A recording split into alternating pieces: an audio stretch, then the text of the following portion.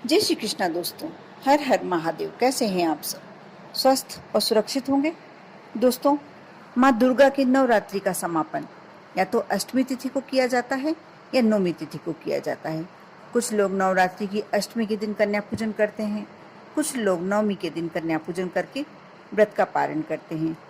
अष्टमी और नवमी के दिन 2 साल से लेकर 9 साल तक की कन्याओं का पूजन करने का विधान होता है। ऐसी मान्यता है कि कन्या पूजन के दिन अलग अलग रूप की कन्याएं, अलग अलग एज की उम्र की कन्याएं देवी के अलग अलग स्वरूप को दर्शाती हैं। इस बार कन्या पूजन की तिथि, शुभ मुहूर्त और किस विधि से आपको करना चाहिए, मैं इस वीडियो के माध्यम से बता रही हूँ। बहुत ही आवश्यक जानकारी, बहुत ही अच्छी जानकारी इस वीडियो में है। आप शुरू से अंत तक अवश्य देखें। नवरात्रि अष्टमी तिथि 9 अप्रैल को पड़ रही है। इसे महाअष्टमी, दुर्गा अष्टमी, इन दोनों नामों से जाना जाता है। अष्टमी की शुरुआत वैसे 8 अप्रैल को रात 11:05 पर हो रही है और समापन 9 अप्रैल देर रात 1:23 पर होगा।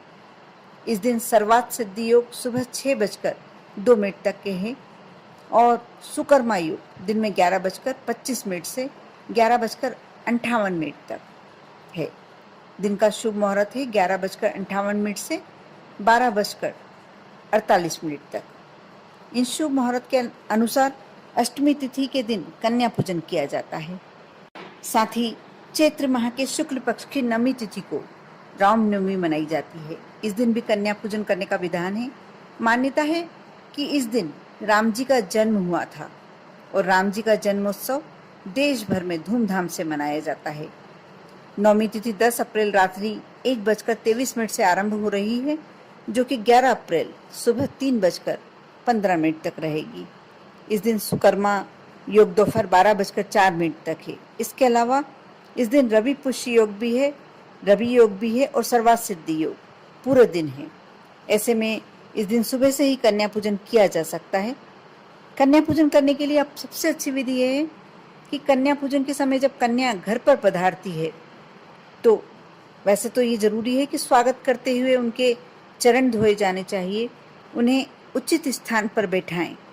इसके बाद कन्याओं के माथे पर अक्षत और कुमकुम लगाएं। उनकी पूजन करते हुए माँ दुर्गा का ध्यान करें और उन्हें इच्छा अनुसार भोजन कराएं। भोजन के बाद कन्याओं को सामर्थ्य के अनुसार, सामर्थ्य के मुताबिक दक्षिणा या जो भी आप उपहार लाए हैं दे सकते हैं और पैर छूकर आशीर्वाद लें और उन्हें विदा करें। साथ ही शास्त्रों में नवरात्रि व्रत पारण के लिए भी नवरात्रि जो नवमी तिथि होती है, नवमी तिथि को समापन या दशमी तिथि को उत्तम माना जाता है। नवमी के दिन सूर्योदय से पहले उठकर स्नान कर लें, साफ स्वच्छ वस्त्र धारण कर लें। इसके बाद नवमी के दिन माँ दुर्गे के 9वें स्वरूप माँ सिद्धिदात्री की पूजन करें। इसके बाद माँ को फल, फूल, पान, सुपारी, अक्षत और सिंदूर अर्पित करें और हवन करने के बाद कन्या पूजन करें। कन्या पूजन में 9 कन्याओं को और एक लांगुर को, लांगुर मतलब एक लड़के को, बच्चे को भोजन करवाना चाहिए। पारण के लिए नवमी तिथि के समापन या दशमी तिथि के आरंभ पर पारण करें। अगर दशमी तिथि को पारण करते हैं तो सूर्योदय के बाद पारण करना उत्तम माना गया है। मान्यता है कि व्रत का पारण और माता का प्रसाद खाकर ही करना चाहिए। इससे आपको व्रत का पूरा फल प्राप्त होता है और जो भी आपकी मनोकामना है, जो भी आपने नवरात्रि में मनोकामना करी है माँ के आगे, आपकी बहुत ही जल्दी पूर्ण होती है। यदि आपने व्रत नहीं किया है, आपने पूजन नहीं किया है, अखंड ज्योत भी नहीं जलाई है, तो आप यदि ये कार्य कर लेते हैं अष्टमी या नवमी तिथि जो भी आप मानते हैं, तो आप ये छोटा सा कार्य भी कर लेते हैं तो आपके घर में जो पैसे की तंगी चल रही है, जो भी परेशानी चल रही है, वह परेशानी स्वतः ही समाप्त हो जाएगी। अगर घर में बहुत ज़्यादा पैसों की तंगी चल रही है तो नवमी तिथि या अष्टमी तिथि को आप माता जी का ध्यान रखें और घर के मंदिर में ही, आप घर के मंदिर में ही कर सकते हैं। गाय के गोबर के उपले पर आप एक हवन कुंड ले लें छोटा सा, और कोई बर्तन ले सकते हैं। यदि हवन कुंड नहीं है तो आप छोटा सा बर्तन भी ले सकते हैं। उसमें गाय के गोबर के उपले पर आप उसे जला लें।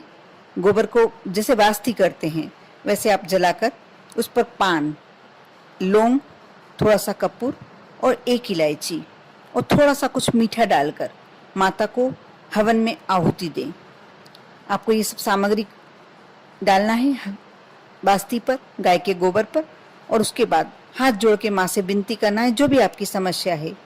सिर्फ आप इतना ही कर लेते हैं। आपने 9 दिन पूजन नहीं किया है, 9 दिन कुछ भी नहीं किया है, आपने जोत भी नहीं ली है, लेकिन फिर भी आप इतना भी कर लेते हैं, व्रत भी नहीं कर पाए हैं आप किसी कारण से, तो कोई बात नहीं। आप यदि इतना कर लेते हैं तो माँ आपकी जो भी इच्छा है, जो भी मनोकामनाएं अवश्य पूर्ण करेंगी।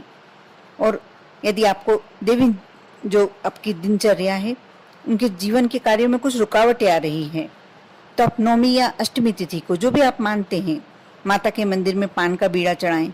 इस पान में आपको कत्था डालना है, गुलकंद डालना है, सौंफ डालना है, खोपरे का बूरा डालना है और कतरी भी डाल सकते हैं, गुलाब कतरी जो आती है। लेकिन लौंग का जोड़ा जो बहुत विशेष चीज़ है, सबसे ज़्यादा विशेष चीज़ है लौंग का जोड़ा। और लौंग अखंडित होना चाहिए, खंडित नहीं होना चाहिए। जो लौंग के ऊपर फूल होता है वह वैसा की वैसा होना चाहिए। इसमें सुपारी और चूना नहीं डालना है, जो कटी हुई सुपारी आती है वह नहीं डालना है, और पूजन की सुपारी भी नहीं डालना है। और ये माँ को समर्पित करें। आप अष्टमी तिथि को भी कर सकते हैं और 9वीं तिथि को भी। जिस दिन का आप पूजन करते हैं, जिस दिन विशेष पूजन करते हैं आप, उस दिन ये कार्य कर सकते हैं। आपकी जो भी मन की इच्छा है, जो भी आपकी समस्या है, घर में बहुत ज़्यादा क्लेश भी चल रहा है, तो ये बहुत ही अचूक उपाय है।